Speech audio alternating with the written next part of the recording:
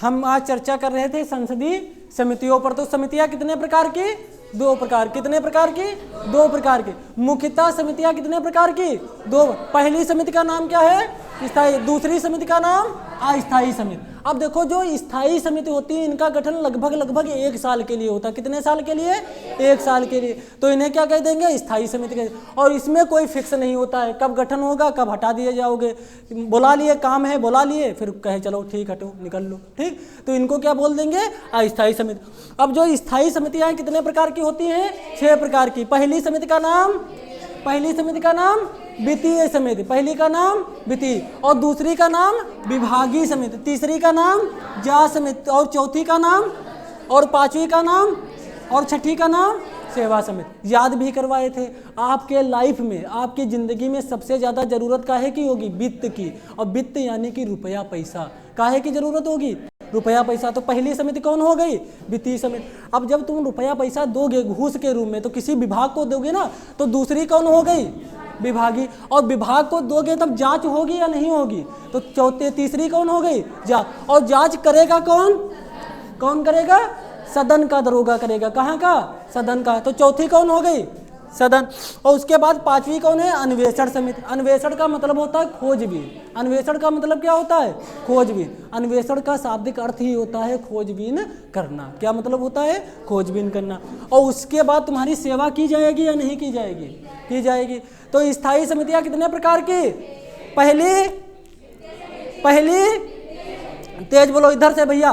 पहली समिति, दूसरी, तीसरी, चौथी, पांचवी, छठी। याद हो गई थी। अब इसके बाद इन समितियों के बारे में हम पढ़ा भी चुके हैं। एक एक समिति के बारे में पढ़ा दिए थे, ठीक। तो सिर्फ रिवीजन कर लिए। अब आज जो पढ़ेंगे अस्थायी समितियां पढ़ेंगे। कौन सा पढ़ेंगे? अस्थायी समितियां पढ़ेंगे। अब बताओ अस्थायी समितियां कितने प्रकार की होती हैं? कितने प्रकार की होती हैं? 2 प्रकार की। कितने प्रकार की? 2 प्रकार की। पहली समिति का नाम क्या हो जाएगा?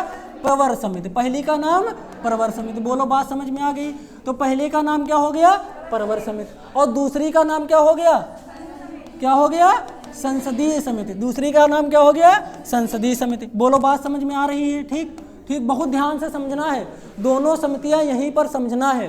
पहले बताओ, स्थायी वाली समझ में आ गई। अब एक एक के बारे में बताए भी थे हम, ठीक। किसमें किसके सदस्य होते हैं, किसका क्या काम है, पिछली वाली क्लास में आपको मिल जाएगा, ठीक। उसके बाद भैया अस्थायी समितियां कितने प्रकार की होती है? 2 प्रकार की। अस्थायी समितियां कितने प्रकार की? 2 प्रकार की। पहली इसमें कौन हो जाएगी?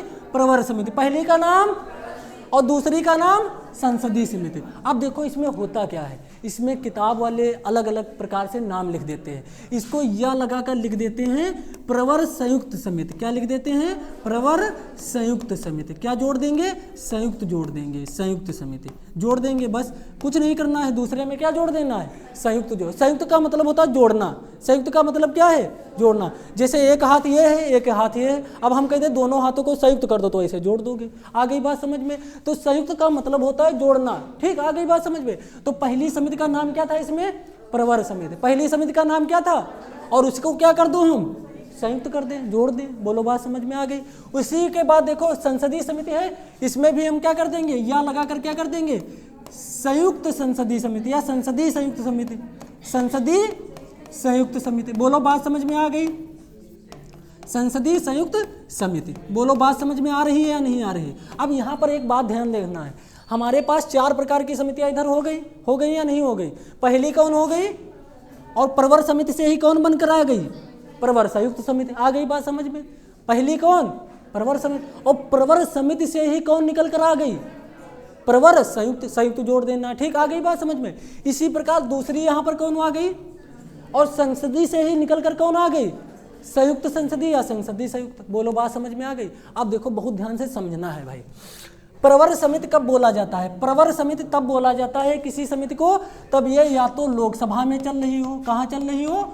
लोकसभा में गठित हो, या तो सिर्फ और सिर्फ लोकसभा में हो, या तो सिर्फ और सिर्फ कहाँ हो? राज्यसभा में हो। या तो सिर्फ और सिर्फ कहाँ हो? राज्यसभा में हो, या तो सिर्फ और सिर्फ कहाँ हो? राज्यसभा में, यानी कि दोनों जगह अलग अलग हो रही हो। ठीक, आ गई बात समझ में? यानी कि या तो सिर्फ कहाँ हो, लोकसभा में, या तो सिर्फ कहाँ हो, राज्यसभा में, तो उसे बोल देंगे प्रवर समिति। क्या बोल देंगे? प्रवर समिति। आ गई बात समझ में? इसी प्रकार या वाली भी लोकसभा में हो, कहाँ हो, लोकसभा में, और दूसरी वाली कहाँ हो, राज्यसभा में, यानी कि दोनों जगह अलग अलग हो, लोकसभा के लिए अलग हो और राज्यसभा के लिए अलग हो, तो इसे क्या बोल देंगे? संसदीय समिति बोल देंगे।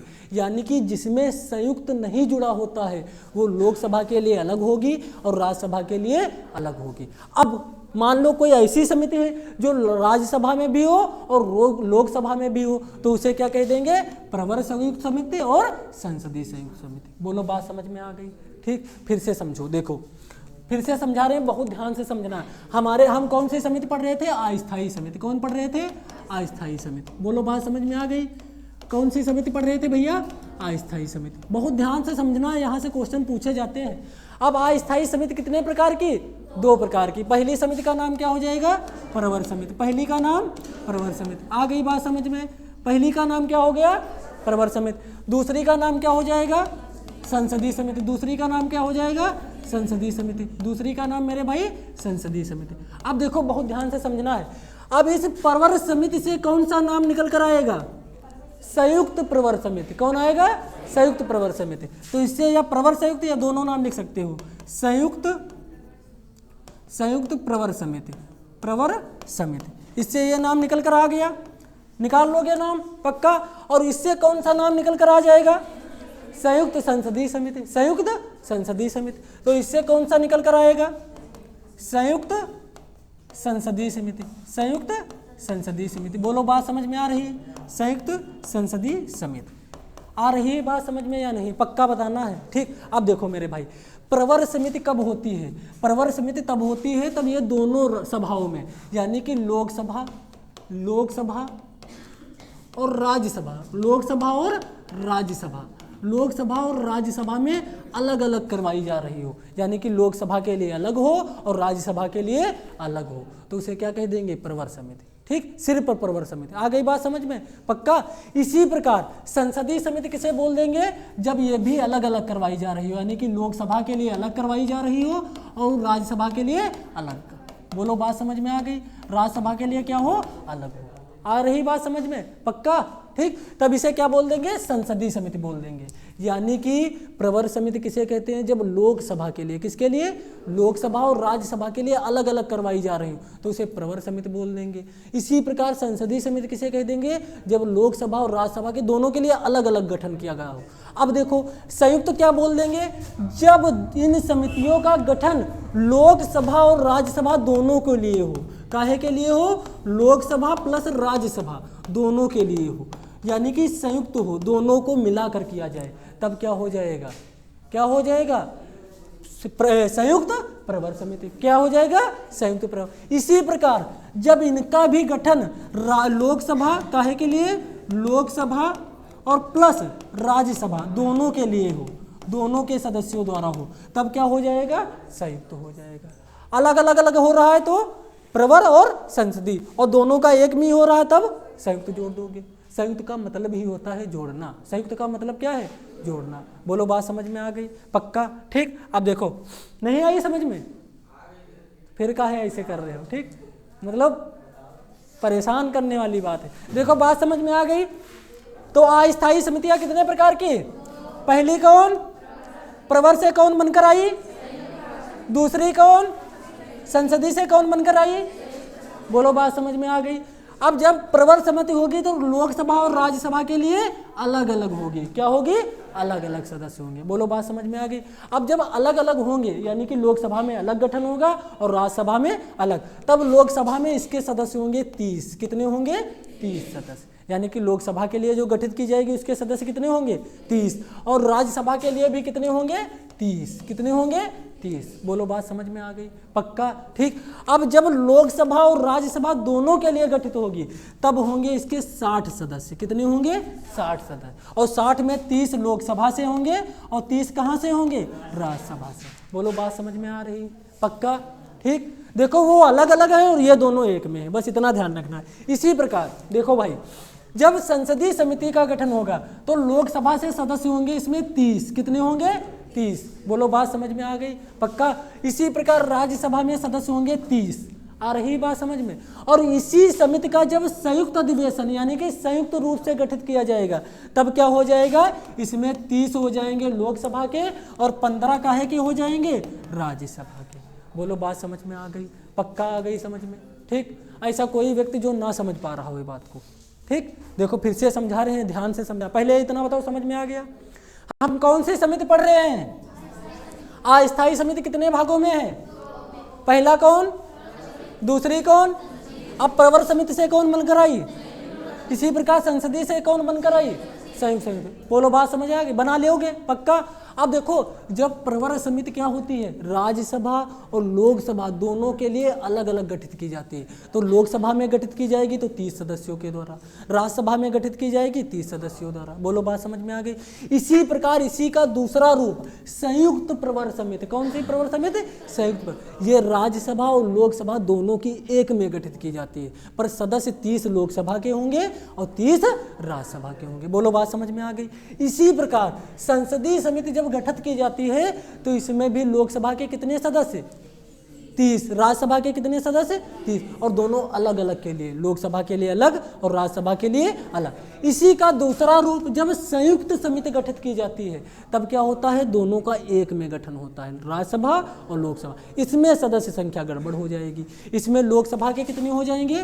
30 और राज्यसभा के कितने हो जाएंगे? 15। बोलो आप बात समझ में आ गई? पक्का। अब देखो यहाँ पर एक बात और समझ लो, ये जो प्रांतीय समिति और प्रांतीय संयुक्त समिति है इसका काम होता है विधेयक की जांच करना। काहे की जांच करना? विधेयक की, यानी कि कानून की जांच करना। इसका काम क्या होता है? विधेयक की जांच करना। काहे की जांच करना? विधेयक की जांच करना, यानी कि संसद में जो कानून बन रहे हैं उसकी जांच करना, उसकी समीक्षा करना। आ गई बात समझ में? और इस वाली समिति का काम होता है किसी घोटाला की जाँच करना। घोटाला हो जाते हैं बड़े बड़े, चारा घोटाला, ठीक, इस प्रकार के घोटाला होते हैं। तो किसी घोटाला की जांच करने वाली समिति का नाम क्या होता है? संसदीय समिति। और विधेयक की जांच करने वाली समिति का नाम क्या होता है? प्रवर समिति। आ गई बात समझ में? पक्का। ठीक। अब देखो मैं पूछ रहा हूँ, अस्थायी समिति कितने प्रकार की? कितने प्रकार की? पहली, दूसरी। अब प्रवर से कौन बनेगी? संयुक्त। पर संयुक्त जोड़ देना। संसदीय से कौन बनेगी?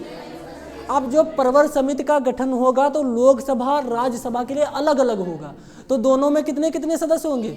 अब जब संयुक्त प्रवर समिति का होगा तो राज्यसभा और लोकसभा के एक साथ होगा गठन, एक साथ, और सदस्य कितने होंगे? 60। 30 कहाँ से? 30 कहाँ से? आ गई बात समझ में? इसी प्रकार जब संसदीय समिति का गठन होगा तो लोकसभा और राज्यसभा अलग अलग होगा। बोलो बात समझ में आ गई? लोकसभा से कितने? राज्यसभा से कितने? 30। अब जब संयुक्त, देखो यहाँ अलग अलग बताना है अभी, ठीक, समझ में आ रही बात? चलो ठीक, कोई बात नहीं। देखो अब जब संयुक्त संसदीय समिति का होगा तब कितने होंगे? 30 होंगे लोकसभा से और 15 काहे से? राज्यसभा से। इस प्रकार से पूरी अस्थायी समितियां समाप्त हुई। बोलो बात समझ में आ रही है? पक्का। ठीक। छापो, जल्दी छापो, जल्दी छापने का काम करोगे आप लोग। पहले बताओ समझ में आ रहा है जो कुछ है? अब तो राइटिंग अच्छी बनने लगी है, बनने लगी या नहीं? राइटिंग भी ठीक ठाक बन रही है, ठीक। छापो भाई। कुछ ऐसा ना समझ में आया हो बताओ। अस्थायी समिति का कोई समय निर्धारित नहीं होता, उसका समय निर्धारित होता है लगभग 1 साल, ठीक। स्थायी का लगभग 1 साल, इसका कोई समय निर्धारित नहीं होता। बुला लिए काम, कोई घोटाला हो गया, सदस्यों को बुलाकर समिति बना दी, ठीक। घोटाला की जांच हो गई, फिर कहा ठीक है जाओ घर अपने अपने, ठीक। समझ में आ गया? कोई विधेयक बनना है, समिति बन गई। विधेयक नहीं बनना है, समिति नहीं बनी। इसीलिए से अस्थायी बोल देते हैं, टेम्परेरी बोल देते हैं। आ रही बात समझ में? पक्का। ठीक। जल्दी लिखो, फिर से एक बार समझा देंगे हम, ठीक।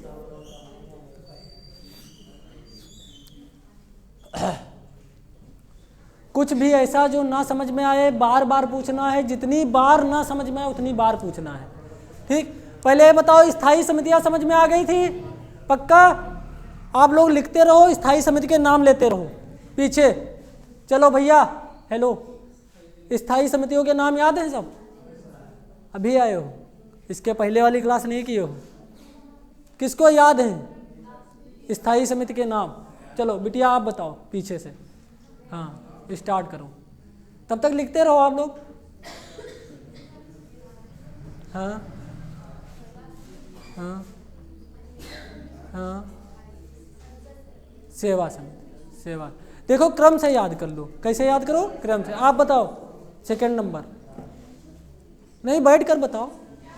समितियों, स्थायी समितियों के नाम बताओ।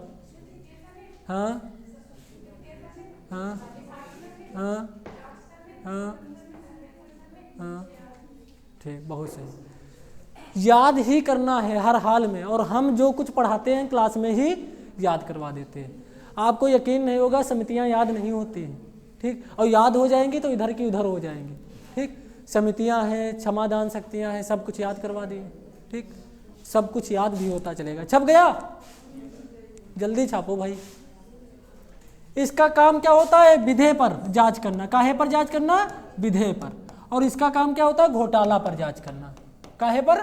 घोटाला पर, ठीक। कोई घोटाला हो जाए तो उस पर जांच की जाती है इसके द्वारा, ठीक।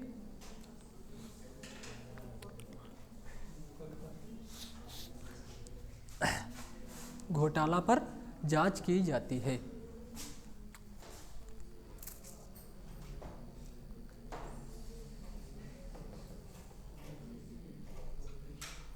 लिखा? समझ में आ गया बिटिया? पक्का? झूठ नहीं बोलना है। जितनी बार ना समझ में आए हमको बताओ, हम समझाएंगे, ठीक। अभी हम फिर से समझा रहे हैं इनको, ठीक। आया नहीं समझ में? बिल्कुल समझाएंगे, ठीक। हम आपके क्या हैं? बधुआ गुलाम हैं, ठीक। जितनी बार कहोगे उतनी बार समझाएंगे, ठीक। चलो बढ़े आगे। देखो भाई, फिर से देखो, हम समिति पढ़ रहे थे अस्थायी समिति। तो कौन सी समिति हो गई? अस्थायी। अस्थायी समिति कितने प्रकार की? 2 प्रकार। पहली समिति का नाम प्रवर समिति, दूसरी समिति का नाम संयुक्त समिति। बोलो, बात समझ में आ गई? प्रवर समिति का मतलब होता है लोकसभा के लिए अलग, राज्यसभा के लिए अलग। इसी प्रकार संसदीय समिति का मतलब होता है लोकसभा के लिए अलग और राज्यसभा के लिए अलग। बोलो, बात समझ में आ गई? अब प्रवर समिति से कौन निकल कर आएगी? संयुक्त। इसी प्रकार संसदीय समिति से कौन निकल कर आएगी? संयुक्त। संसदीय का मतलब होता है लोकसभा के लिए भी और राज्यसभा के लिए भी, दोनों का एक में, दोनों का एक में। बोलो, बात समझ में आ गई? ठीक। अब इसका मतलब क्या होता है? विधेय की जांच करना। इसका मतलब क्या हो गया? विधेय की जांच करना। और इसका मतलब क्या होता है? घोटाला की जांच करना। काहे की? घोटाला की। बोलो, बात समझ में आ गई? पक्का? ठीक। अब हेडिंग डालो संसद की कार्यवाही, ठीक। नई हेडिंग का नाम क्या है? संसद की कार्यवाही, ठीक। देखो भाई, बहुत ध्यान से समझना है इसको। संसद की कार्यवाही, संसद की कार्यवाही। देखो भाई, समझो। पहले देखो कार्यवाही होता क्या है, बहुत ध्यान से समझना है। पहले बताओ, समितियां समझ में आ गई? पक्का? नेक्स्ट टॉपिक पर बढ़े। नेक्स्ट टॉपिक का नाम है संसद की कार्यवाही। देखो समझो, कार्यवाही का मतलब क्या होता है? जब आप कोई काम करते हो तो उसका एक समय निर्धारित कर देते हो तो उसे क्या बोल देते हैं? कार्यवाही। जैसे कि हमारी क्लास चलती है तो क्लास का भी एक समय निर्धारित है कि भाई सुबह जीएस की होगी, जीएस के बाद रीजनिंग की होगी, रीजनिंग के बाद मैथ की होगी, फिर उसके बाद हिंदी की होगी। ऐसा तो है नहीं जब जिसका मन हो आ जाए, ठीक। हमारा मन है 12 बजे आ गए, मुँह उठाकर चलो भैया जीएस पढ़ा रहे हैं, ठीक। हिंदी वाले सर का मन है सुबह 8 बजे आ गए, रात को 12 बजे क्लास होने लगी। ऐसा तो नहीं है, एक निर्धारित समय है। इसी प्रकार सेम इसी प्रकार जो हमारी पार्लियामेंट है, कौन है? पार्लियामेंट यानी कि संसद। इसमें भी कौन काम किस टाइम किया जाएगा, उसी काम के शैली को, उसी टाइम टेबल को क्या बोल देते हैं? संसद की कार्यवाही। क्या बोल देते हैं? संसद की कार्यवाही। बोलो, बात समझ में आ गई? जैसे आप लोगों का भी निर्धारित है कि आपकी क्लास सुबह 8 बजे से चलेगी और 12 बजे तक चलेगी, तो क्लास की कार्यवाही क्या हो गई? 8 से 12। क्या हो गई? 8 से 12। बोलो, बात समझ में आ गई? पक्का? ठीक। अभी मान लो क्लास 1 बजे तक चलने लगे तो कार्यवाही क्या हो जाएगी? 8 से 1 हो जाएगी। यानी कि वह समय जिसमें क्रिया की जा रही उसे क्या कह देते हैं? कार्यवाही कह देते हैं, ठीक। अब वही काम जब संसद में किया जाएगा तो उसे क्या कह देंगे? संसद की कार्यवाही कह देंगे। क्या कह देंगे? संसद की कार्यवाही कर देंगे। बोलो, बात समझ में आ गई? अब देखो, संसद की कार्यवाही कब से कब तक चलती है, कोई बता सकता है? बोलो भाई। संसद की कार्यवाही चलती है 11 AM से 6 PM तक। 11 AM से 6 PM तक। बोलो बात समझ में आ गई? पहली बात समझ में आ गई, यानी कि पार्लियामेंट में जो सांसद लोग काम करते हैं कब से कब तक करते हैं?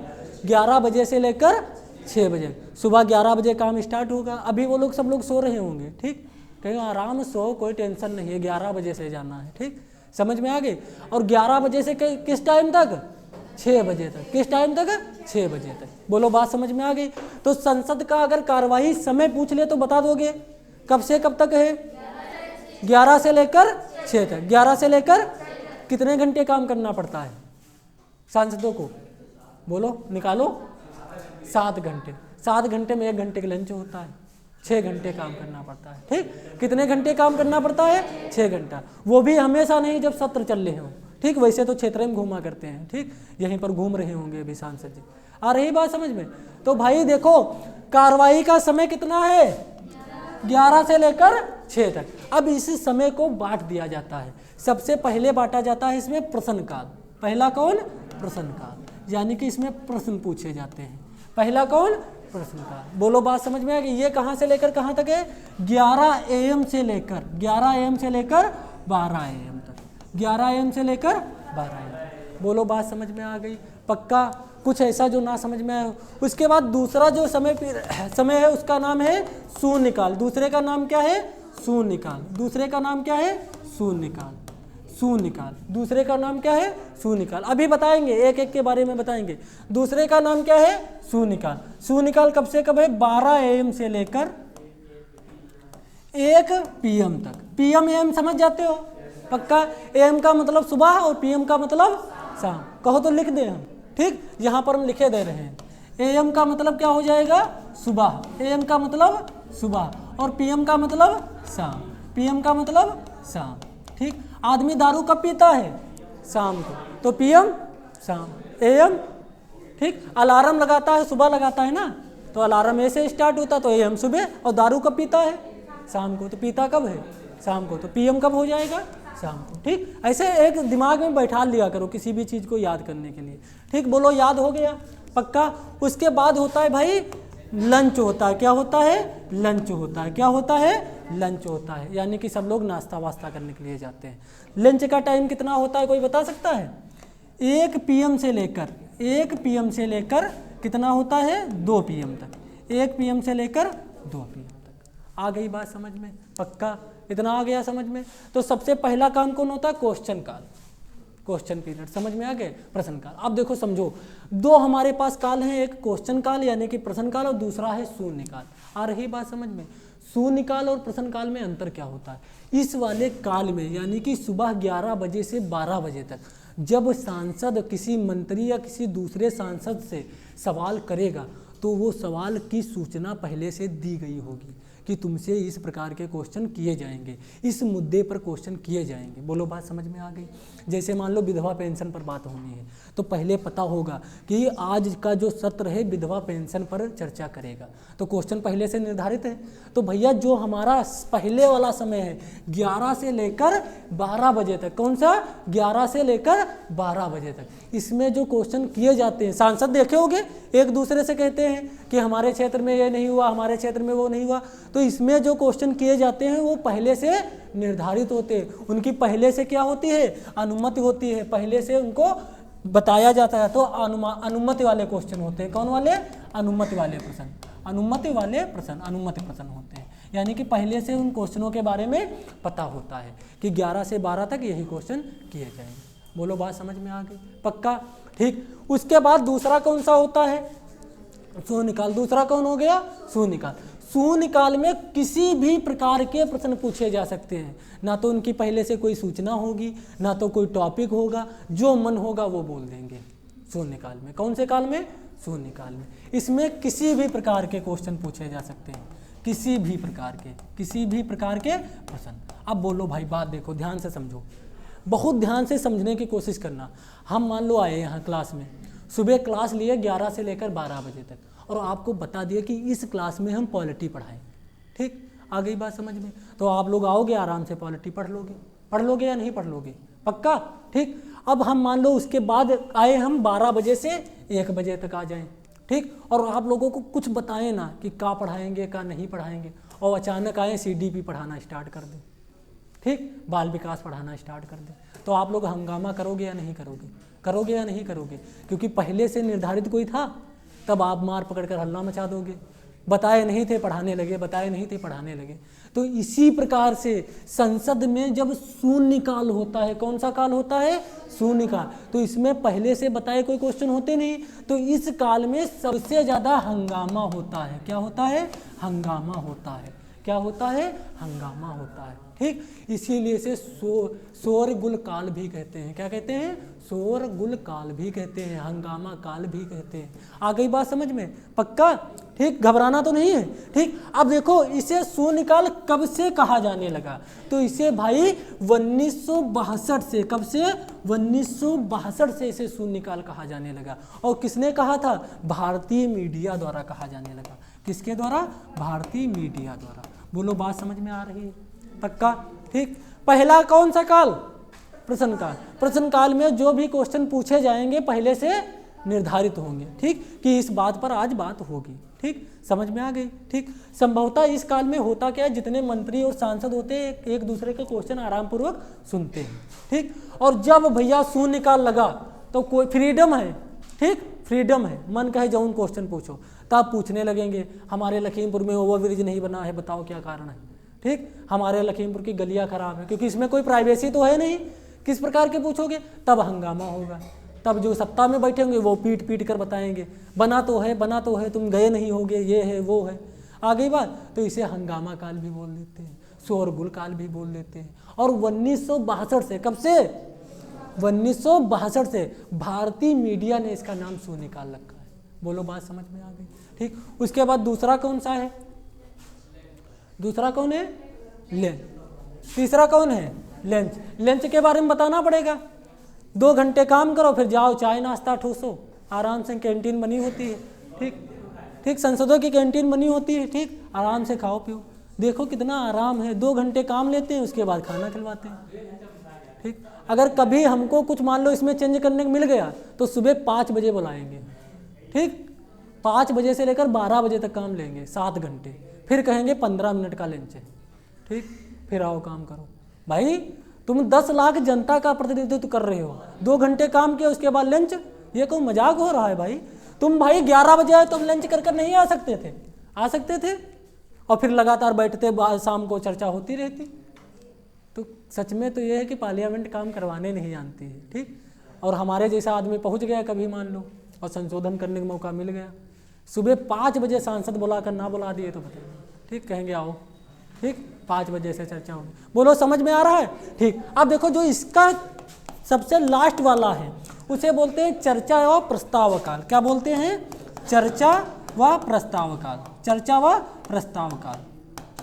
इसका समय कहाँ से कहाँ होता है, कोई बता सकता है? इसका समय कहाँ से होगा? 2 से लेकर 6 बजे तक। भैया कहाँ से हो जाएगा? 2 से लेकर 6 बजे तक, यानी कि 2 PM से लेकर 6 बजे तक। इस प्रकार की संसद की कार्रवाई चलती है। आ गई बात समझ में? तो सबसे पहला पीरियड काहे का होता है? पहले क्वेश्चन। अब देखो इसको याद कैसे करोगे, घूम जाते हैं। जब हम क्लास में आते हैं, बहुत ध्यान से देखो, चर्चा के बाद प्रस्ताव, प्रस्ताव, ठीक, चर्चा के बाद प्रस्ताव। देखो भाई समझो, अब इसको याद कैसे करोगे? जब हम क्लास में आते हैं तो सबसे पहले क्या कहते हैं कि कोई क्वेश्चन हो तो पूछो। तो पहला क्या हो गया? पहला क्या हो गया? और फिर आप लोग शून्यकाल में पहुंच जाते हो, जो मन होता है वो क्वेश्चन पूछने लगते हो, जो मन वो। आ गई बात समझ में? ठीक। और 2 क्लासें करने के बाद लंच करने का मन करता है, तो तीसरा कौन हो गया? लंच, ठीक। और चौथा कौन सा हो गया? चर्चा और प्रस्ताव का। इस प्रकार से संसद की गतिविधियां चलती हैं, टाइम टेबल होता है। बोलो बात समझ में आ गई? पक्का? अब अगर क्वेश्चन क्या आएगा? क्वेश्चन सबसे ज़्यादा आएगा वह कौन सा काल है कार्रवाई का जिसमें किसी भी प्रकार के अनुमानित क्वेश्चन नहीं किए जाते हैं? शून्यकाल। अनुमान नहीं होता इसमें, ठीक, किसी भी प्रकार। सबसे ज़्यादा हंगामा किस काल में होता है? सबसे ज़्यादा शोरगुल किस काल में होता है? आ गई बात समझ में? वह काल जिसको भारतीय मीडिया ने शून्यकाल कहा हो, शून्यकाल, ठीक। भारतीय मीडिया द्वारा निर्धारित किया गया काल कौन सा होगा? शून्यकाल। आ गई बात समझ में? पक्का? इस प्रकार की संसद की कार्रवाई चलती है। आ रहा समझ में? पक्का? ठीक। अब देखो भाई, हेडिंग डालो संसद की भाषा। संसद की भाषा, संसद की भाषा, ये छोटे मोटे टॉपिक हैं, ठीक। संसद की भाषा, ठीक। आर्टिकल 120, अनुच्छेद 120, अनुच्छेद 120, ठीक। एक लोग चले जाओ पानी ले आओ पीछे से, जल का प्रबंध कर दो जल्दी, ठीक। कितना हो गया टाइम?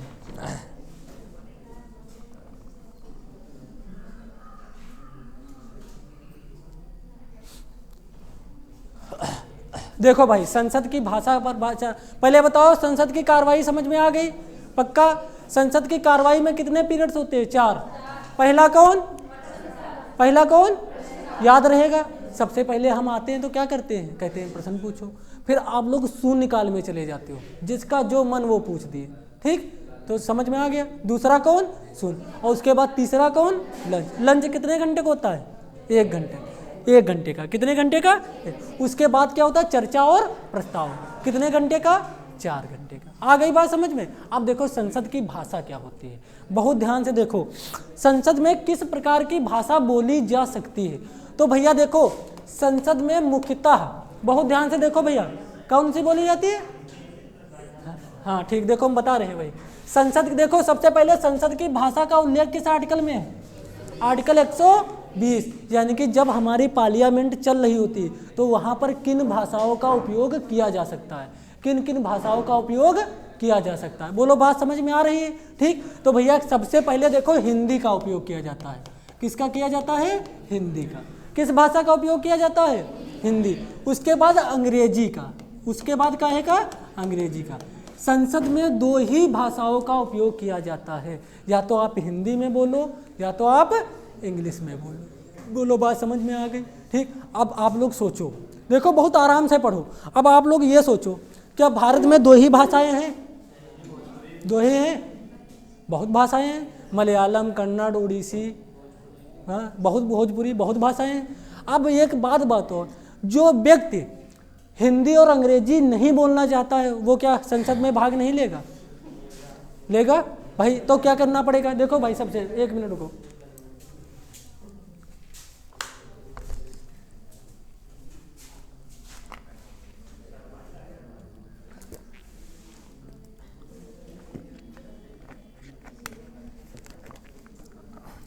देखो भाई समझो, संसद की भाषा का उल्लेख किस आर्टिकल में है? आर्टिकल 100 किस आर्टिकल में? 120। अब संसद में 2 प्रकार की भाषाएं बोली जा सकती है। पहली कौन? दूसरी कौन?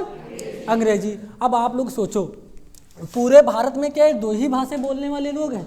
नहीं, अलग अलग प्रकार की भाषाएं हैं। कन्नड़ भी बोलने वाले हैं, गुजराती भी हैं, मलयालम भी हैं, ठीक। अब आप लोग सोचो, दिमाग लगाओ कि जब इन लोगों को भाषा बोलने का अधिकार नहीं दिया जाएगा तो संसद में होने का कोई मतलब है? अब यहाँ पर आप लोग आओ और आप लोगों से कह दें कि कोई भी व्यक्ति हिंदी नहीं बोलेगा, फिर कोई मतलब है यहाँ आने का? अगर बोल दें कोई भी व्यक्ति इंग्लिश नहीं बोल रहे, कोई मतलब है? तब होता क्या है? देखो, 2 भाषाएं तो संसद की भाषाएं हैं ही, पर अगर इनके अलावा कोई भी सांसद अपनी स्थानीय भाषा में बात करना चाह रहा है तो वो लोकसभा के अध्यक्ष से अनुमति लेकर बोल सकता है। किससे अनुमति लेकर?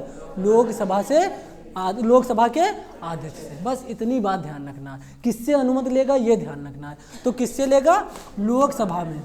लोकसभा में अगर होगा तो किससे लेगा? देखो फिर से लिखवाए दे रहे हैं पूरी बात। लोकसभा में अगर होगा तो लोकसभा के अध्यक्ष से लेगा। तो संसद की भाषा का नाम क्या है? हिंदी और इंग्लिश। देखो,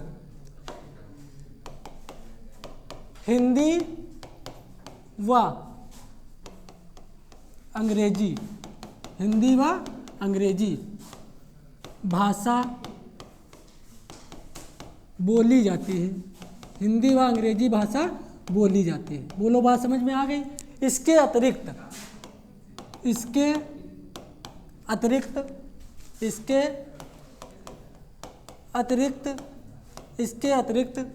यदि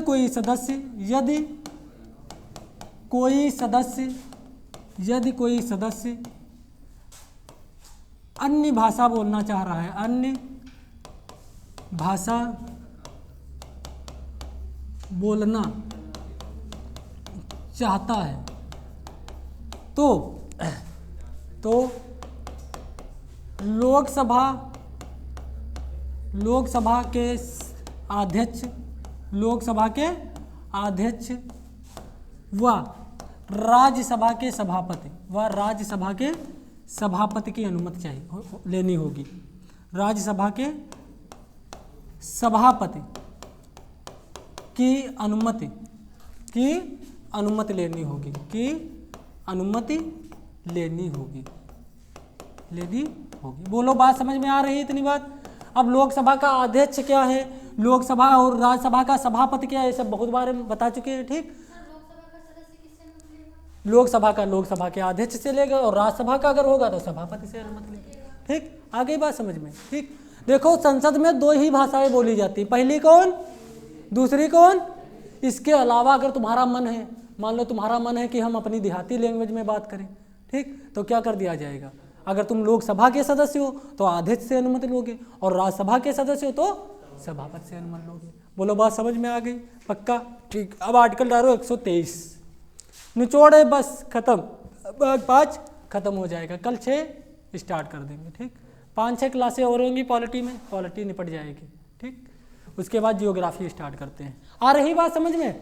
पक्का? ठीक, संसद में किस प्रकार की भाषा बोली जा सकती है? 2, हिंदी और इसके अलावा मान लो कोई और भाषा बोलना चाह रहे हो तब अगर लोकसभा में तुम हो तो लोकसभा के अध्यक्ष से पूछोगे कि सर बोल ले ऐसी भाषा, वो कहेगा तो बोल लोगे। अमूमन कहता है, मना नहीं कर सकता है। ठीक, मना करता भी नहीं है।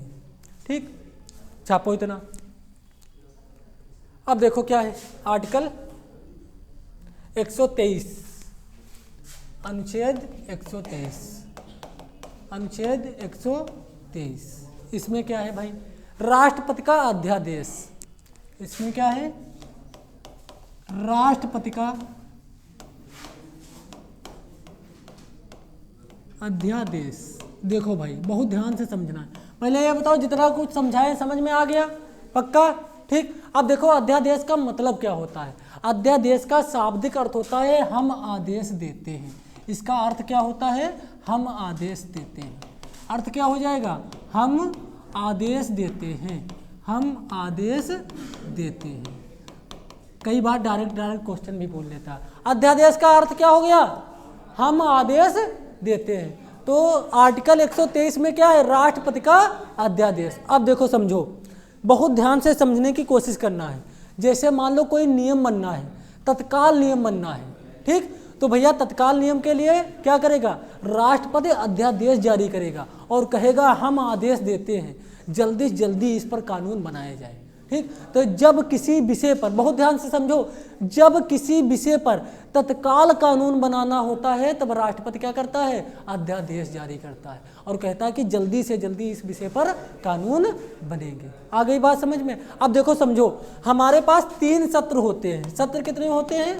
3 सत्र होते हैं। बहुत ध्यान से समझना। पहले सत्र का नाम क्या है? पहले सत्र का नाम बजट सत्र, पहले का नाम बजट, दूसरे का नाम मानसून सत्र, दूसरे का नाम मानसून, और तीसरे का नाम शीतकालीन, तीसरे का नाम शीतकालीन। बोलो, बात समझ में आ रही? हमारे पास सत्र कितने प्रकार के? 3 प्रकार के। पहले का नाम, दूसरे का नाम, तीसरे का नाम शीतकालीन। अब देखो बजट सत्र कब से कब तक चलता है? फरवरी से लेकर मई तक, फरवरी से लेकर मई तक। और उसके बाद मानसून कब से कब तक चलता है? जुलाई से लेकर अगस्त तक, जुलाई से लेकर अगस्त तक। और इसके बाद ये कब से? नवंबर से लेकर दिसंबर। देखो भाई, अब समझो, इन सत्र में तो कानून बनाया ही जाता है। ठीक, इन सत्र में सांसदों को बुलाकर कानून बुलाया जाएगा। अब मान लो कोई ऐसा कानून है जो बहुत जल्दी बनना है और उसको बनाना है जनवरी में। कब बनाना है? जनवरी में। अब जनवरी में तो कोई सत्र ही नहीं बुलाया जाता है, तब क्या होगा?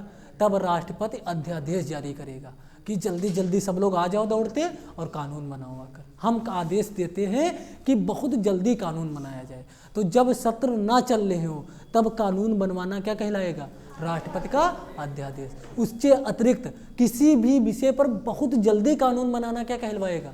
अध्यादेश। आ रही बात समझ? अब देखो भाई, फरवरी से लेकर मई तक चलते हैं, ठीक। उसके बाद देखो जून में चलता है सत्र, जून में सत्र चलता है, नहीं चलता। अब मान लो कोई ऐसा कानून है जो जून में ही बनना जरूरी है, ठीक, जून में 1 ही 2 दिन में बनना जरूरी है, तब क्या करेगा, राष्ट्रपति अध्यादेश जारी करेगा। क्या करेगा, अध्यादेश, और कहेगा कि अतिशीघ्र इस पे कानून बनाओ। आ गई बात समझ में, पक्का। तो भाई लिखो, इसमें लिखो, हम आदेश देते हैं, लिखो, जब किसी विषय पर, हम लिखे भी दे रहे हैं,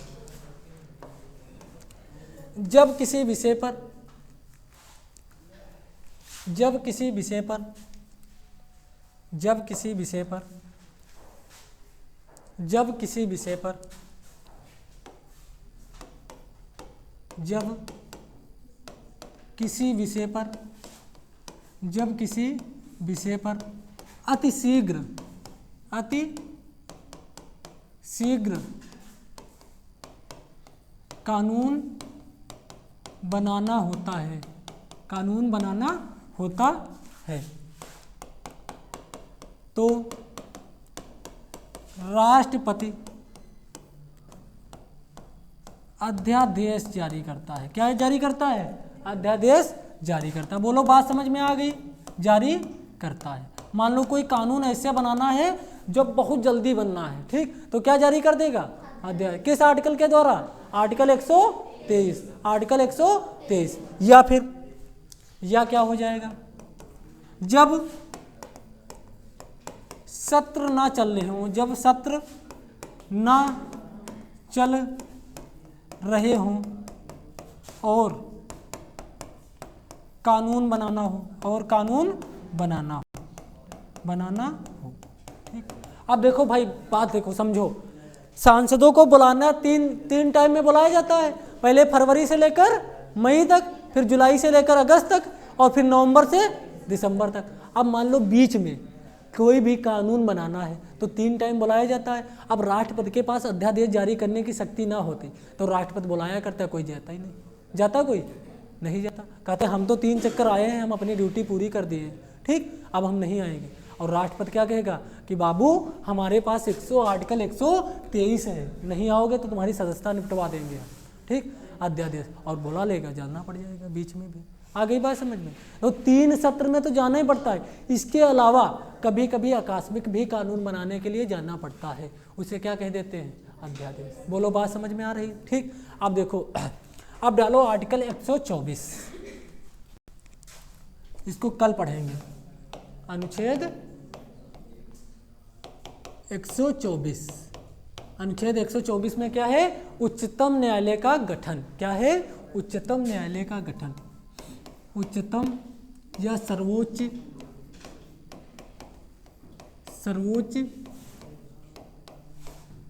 न्यायालय का गठन। इसी को क्या बोल देते हैं, सुप्रीम कोर्ट। क्या बोल देते हैं, सुप्रीम कोर्ट, ठीक। ये कल इस टॉपिक को पढ़कर कल भाग 5 जो है पूरा समाप्त हो जाएगा। उसके बाद भाग 6 पढ़ाएंगे। भाग 6 में 1 या 2 क्लासें होंगी, क्योंकि इसका सब कुछ समझा दिए, लिखवाना है, ठीक। बस फिर सिलेबस खत्म लगभग। आ रही बात समझ में। अगर क्लास व्लास अच्छी लगे करा तो शेयर वेयर कर दिया करो भाई, ठीक। धन्यवाद। जो कुछ समझाएं समझ में आ रहा है,